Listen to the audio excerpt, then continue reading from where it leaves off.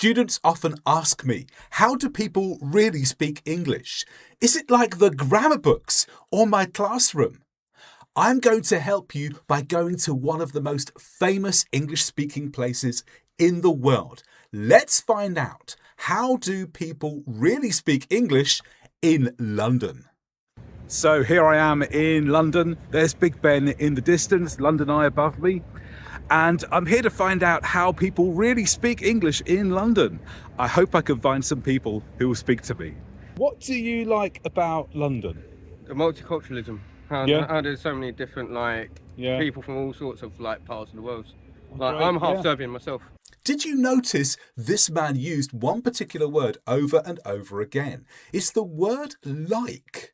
I don't think this use of like is taught in many classrooms around the world, but it's so common in English speaking. Here, like means, for example.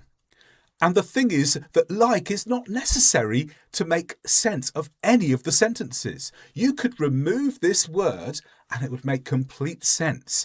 Now let's listen to another man speaking about the same question.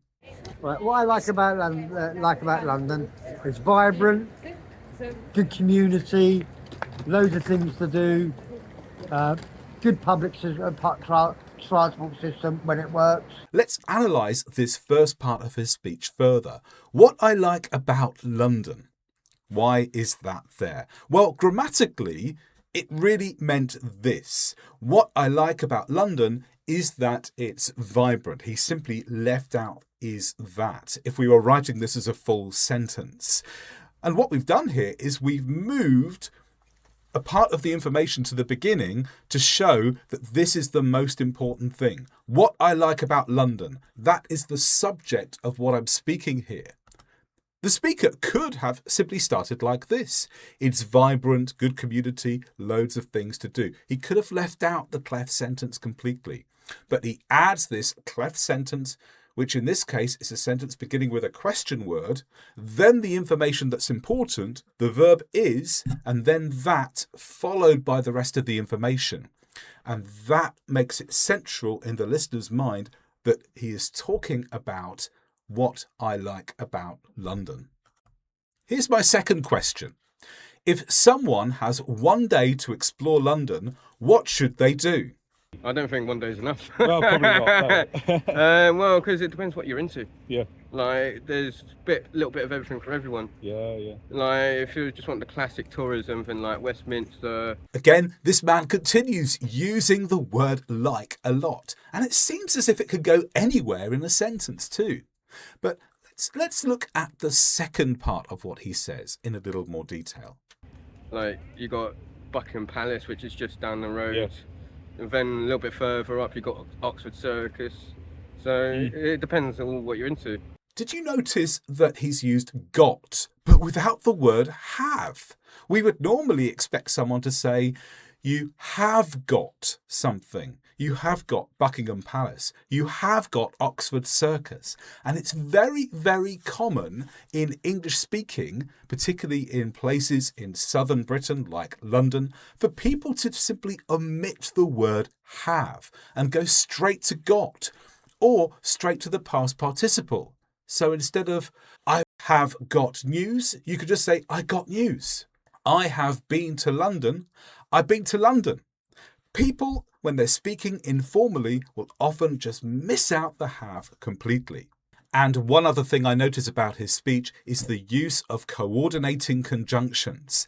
That enables him to link together different sentences and clauses as one flow of speech. In written English, we like to have full stops. We like to create divisions in our speech.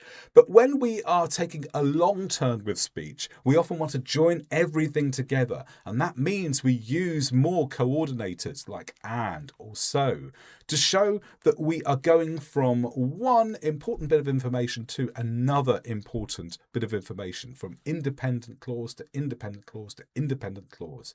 So look out for coordinating conjunctions when people speak to keep that flow of speech going. Now, I asked my second person who was happy to be interviewed the same question. If somebody has one day to explore, visit museums, look up, look around, look at the buildings.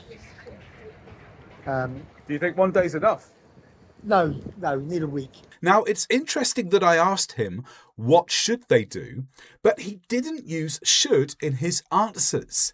Instead, he simply used imperatives for advice. Now, we may think that a full sentence with advice would include you should or you ought to. You should visit museums. You should look up. You should look around. You should look at the buildings. But no, he's left out you should. He's gone straight for the imperatives. Now, you may think, well, imperatives sound like an instruction or an order. But here, in everyday speech in London, this man is using the imperative simply to give you advice.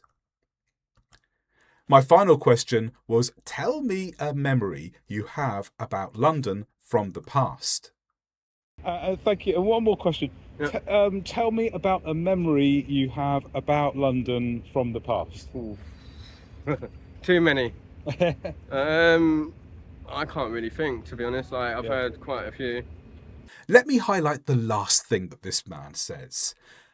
He says, quite a few. What an interesting phrase. Quite means many, but a few means not many.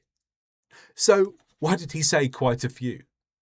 Well, here he's being deliberately vague because he doesn't know the exact number. In fact, he's not even close to knowing the exact number. He was quite honest in saying that he couldn't really think. So quite a few is a vague way of saying, well, many, but I can't put a number on it. And often in speech, people will use vague language to give a sense of quantity, where they don't know the exact amount, but they want to convey some sort of sense of what it is. Now I ask the other man. Tell me a memory you have about London from the past. Smog. Oh yeah, tell me about that. So I'm a product of the 60s, and I grew up like 15 years after the war, the bomb sites, but also with all the coal fires and the semi-detached housing. Smog, Once again, I notice this use of like again, anywhere. Like 15 years, like after the war, like all the coal fires. It seems to go in any place in a sentence before any grammatical construction.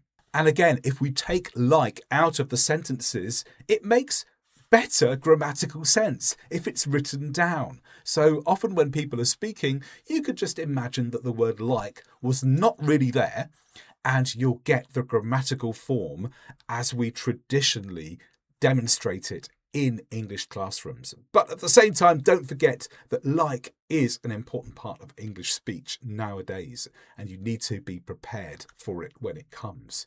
But I also noticed something else here. Look at the final line. It smogged. Smog is actually a noun meaning thick smoke created by fumes, normally in a city. In most big cities, there's air pollution problems where there's smoke created by the cars, by the industries that hangs over a city, and that's called smog. That's the noun. He uses it correctly as a noun at the beginning, but at the end, he's turned it into a verb. It smogged. Now, a dictionary would not call this a verb, but here's something that English speakers do. Where you have a noun that implies an activity, this might be used as a verb instead. So it smogged here literally means that smog filled the city. It moved around the city. It's like he's giving it an activity of its own.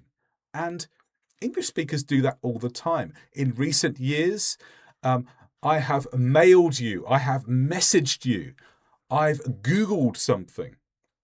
Often we take these nouns, and because they represent an activity, we turn them into verbs, and over time they get recognised as verbs instead. So this is something English speakers do. English listening is also important too. A friend of mine has a YouTube channel that could be really useful if you're looking for easy English listening practice. There's a link in the description below me here. And if you want to go deeper with English grammar, take my online course that you can study in your own time. Perfect English Grammar. There's a link below me in the description.